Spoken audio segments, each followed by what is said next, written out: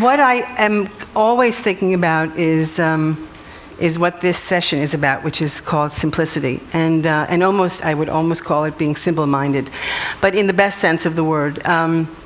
I'm trying to figure out two very simple things: how to live and how to die. Period. That's all I'm trying to do all day long, and I'm also trying to have some meals and have some snacks, and yell at my children and do all the normal things that keep you grounded. So I was fortunate enough to be born a very dreamy child. My older sister was busy torturing my parents, and they were busy torturing her. And I was lucky enough to be completely ignored, which is a fabulous thing, actually, I want to tell you. So I was able to completely daydream my way through my life. And I finally daydreamed my way into NYU at a very good time in 1967, where I met a man who was trying to blow up the math building of NYU. And I was writing terrible poetry and knitting sweaters for him. And feminists hated us, and the whole thing was wretched from beginning to end. But I kept writing bad poetry, and he didn't blow up the math building, but he went to Cuba. But I gave him the money because I was from Riverdale, so I had more money than he did. But and that was a good thing to help the cause. But then he came back, and things happened, and I decided I really hated my writing, that it was awful purple prose. And I decided that I wanted to tell, but I still wanted to tell a narrative story, and I still wanted to tell my story, so I decided that I would start to draw. How hard could that be? And so what happened was that I started just becoming an editorial illustrator through, sheer ignorance. And we started a studio. Well, Tibor really started the studio called M & Company. And the premise of M & Company was, we don't know anything, but that's all right. We're going to do it anyway. And as a matter of fact, it's better not to know anything, because if you know too much, you're stymied. So the premise in the studio was, there are no boundaries, there is no fear. And my full-time job, I landed the best job on earth, was to daydream and to actually come up with absurd ideas that, fortunately, there were enough people there. And it was a team, it was a collective. It was not just me coming up with crazy ideas. But the point was that I was there as myself, as a dreamer. And so some of the things, it was a long history of M & Company, and clearly we also needed to make some money. So we decided we would create a series of products, and some of the watches there, attempting to be beautiful and humorous, maybe not attempting, hopefully succeeding, that to be able to talk about content, to break apart what you normally expect, to use humor and surprise, elegance and humanity in your work was really important to us. It was a very impersonal time in design, and we wanted to say the content is what's important, not the package, not the wrapping. You really have to be journalists, you have to be inventors, you have to use your imagination more importantly than anything. So the good news is that I have a dog, and though I don't know if I believe in luck, I don't know what I believe in, it's a very complicated question, but I do know that before I go away, I crank his tail 7 times. So whenever he sees a suitcase in the house, because everybody's always leaving, they're always cranking this wonderful dog's tail, and he runs to the other room. But I'm able to make the transition from working for children and from working for adults to children and back and forth, because I can say that I'm immature, and in a way, that's true. I could tell you that I didn't understand. I'm not proud of it, but I didn't understand, let's say, 95% of the talks at this conference. But I have been taking beautiful notes of drawings, and I have a gorgeous onion from MairaKalman's talk. And I have a beautiful page of doodles from Jonathan Whittam's talk. So good things come out of, incomprehension. So. Which I will do a painting of, and then it'll end up in my work. So I'm open to the possibilities of not knowing and finding out something new. So in writing for children, it seems simple. It is. You have to condense a story into 32 pages usually. And what you have to do is you really have to edit down to what you want to say. And hopefully you're not talking down to kids and you're not talking in such a way that you couldn't stand reading it after one time. So I hopefully am writing books that are good for children and for adults. That the painting reflects, I don't think differently for children than I do for adults. I try to use the same kind of imagination, the same kind of whimsy, the same kind of love of language. So and I have lots of wonderful looking friends. This is Andrew Getz, and he walked into the door and I said, "You, sit down there." I take lots of photos. And the Bertoia chair in the background is my favorite chair. So I get to put in all of the things that I love. Hopefully a dialogue between adults and children will happen on many different levels, and hopefully different kinds of humor will evolve. And the books are really journals of my life. I don't like plots. I don't know what a plot means. I can't stand the idea of anything that starts in the beginning, middle, and end. It really scares me because my life is too random and too confused, and I enjoy it that way. But anyway, so we were in Venice, and this is our room. And I had this dream that I was wearing this fantastic green gown, and I was looking out the window, and it was really a beautiful thing. And so I was able to put that into this story, which is an alphabet, and hopefully go on to something else. The letter C had other things in it. I was fortunate also to meet the man who's sitting on the bed, though I gave him hair over here, and he doesn't have hair. Well, he has some hair, but he used to have hair. And with him, I was able to do a project that was really fantastic. I work for the New Yorker, and I do covers, and 9/11 happened, and it was an utter end of the world as we knew it. And Rick and I were on our way to a party in the Bronx, and somebody said Bronxistan, and somebody said Ferreristan, and we came up with this New Yorker cover, which we were able to, we didn't know what we were doing. We weren't trying to be funny. We weren't trying to be, well, we were trying to be funny, actually. That's not true. We hoped we'd be funny, but we didn't know it would be a cover, and we didn't know that image at the moment that it happened would be something that would be so wonderful for a lot of people, and it really became I don't know, it was one of those moments where people started laughing at what was going on. And from, fat tushies to taxi stand to, for the Fashtunks, Botoxia, Pashmina, Clintonesia, we were able to take the city and make fun of this completely foreign, what's going on over here? Who are these people? What are these tribes? And David Remnick, who was really wonderful about it, had one problem. He didn't like Alzheimer's. Because he thought it would insult people with Alzheimer's, but we said, David, who's going to know? They're not. So it stayed in, and it was it was it was a good thing. In the course of my life, I never know what's going to happen, and that's kind of the beauty part. And we were on Cape Cod, a place obviously of great inspiration, and I picked up this book.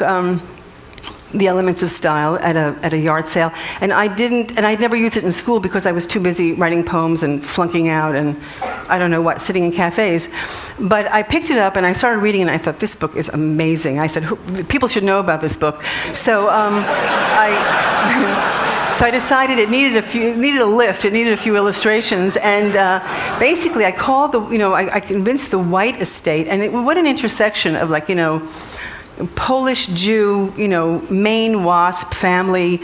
Here I am saying, I'd like to do something to this book. And they said yes, and they left me completely alone, which was a gorgeous, wonderful thing. And I took the examples that they gave and just did 56 paintings, basically. So this is, I don't know if you can read this. Well, Susan, this is a fine mess you were in. And when you're dealing with grammar, which is incredibly dry. E.B. White wrote such wonderful, whimsical, and actually Strunk. And then you come to the rules, and there are lots of grammar things. Do you mind me asking a question? Do you mind my asking a question?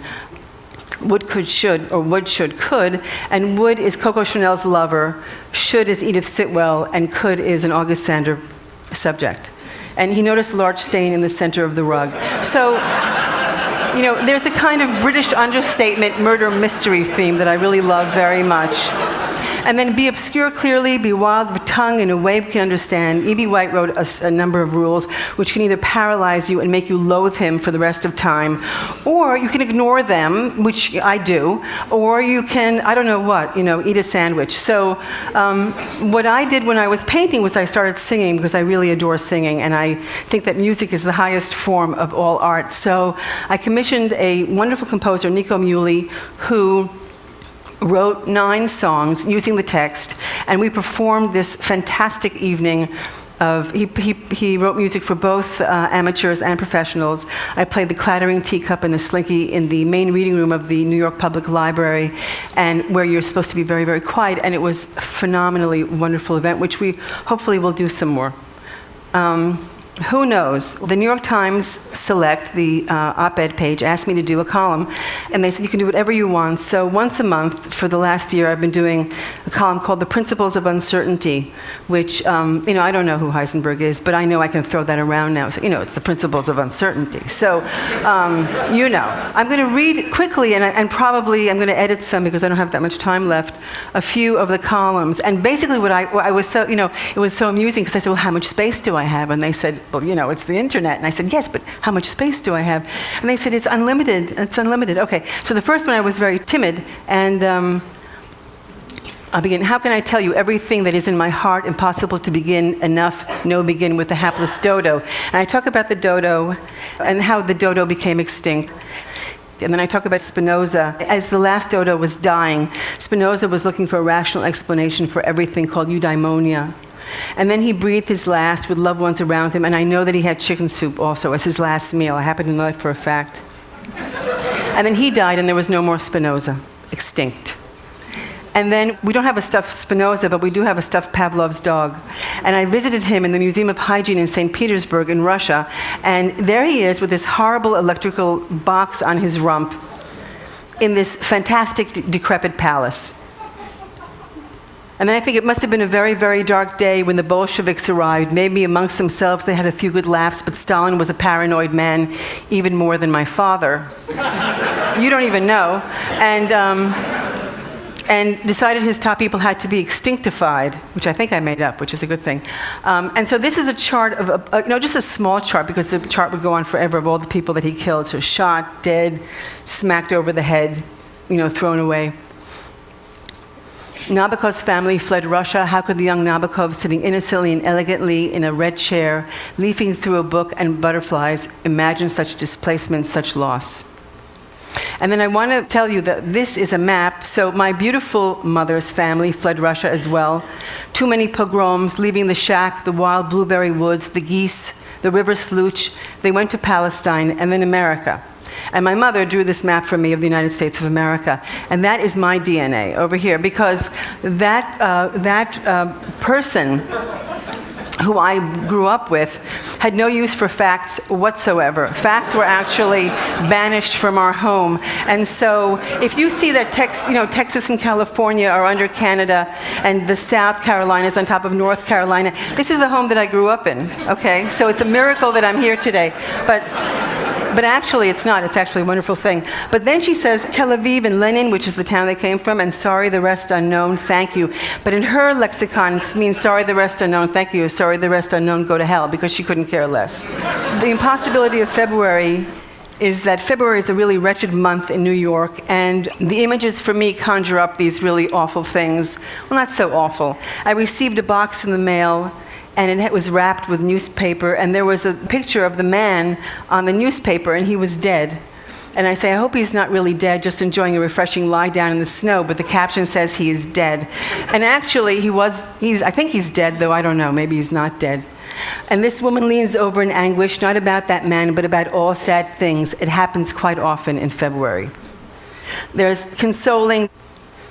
This man is angry because somebody threw onions all over the staircase, and basically, I guess onions are a theme here. And he says, it is impossible not to lie. It is February, and not lying is impossible. And I really spend a lot of time wondering, how much truth do we tell? What is it that what story are we actually telling? How do we know when we're ourselves? How do we actually know that the sentences coming out of our mouths are real story, are real sentences, or they're fake sentences that we think we ought to be saying? I'm going to quickly go through this.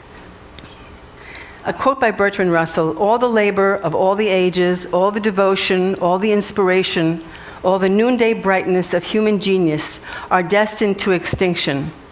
So now, my friends, if that is true, and it is true, what is the point?" A complicated question. And so I talk to my friends, and I go to plays where they're singing Russian songs. Oh my God, you know what? Do we have? No, we don't have time. I taped my aunt singing a song in Russian from the. Can we have it for a second? Do you have that?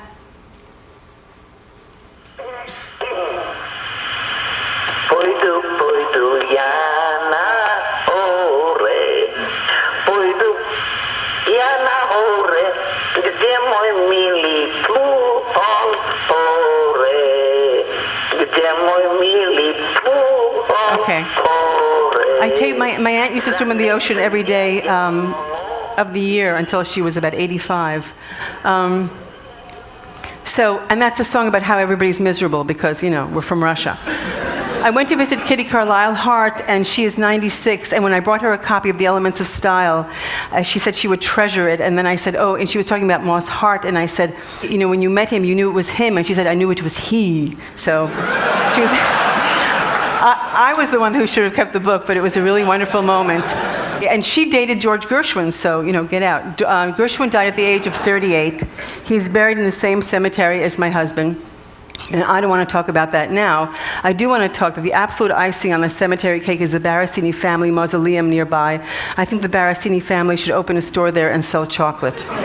And I would like to run it for them. And I went to visit Louise Bourgeois, who's also still working, and I looked at her sink, which is really amazing, and left.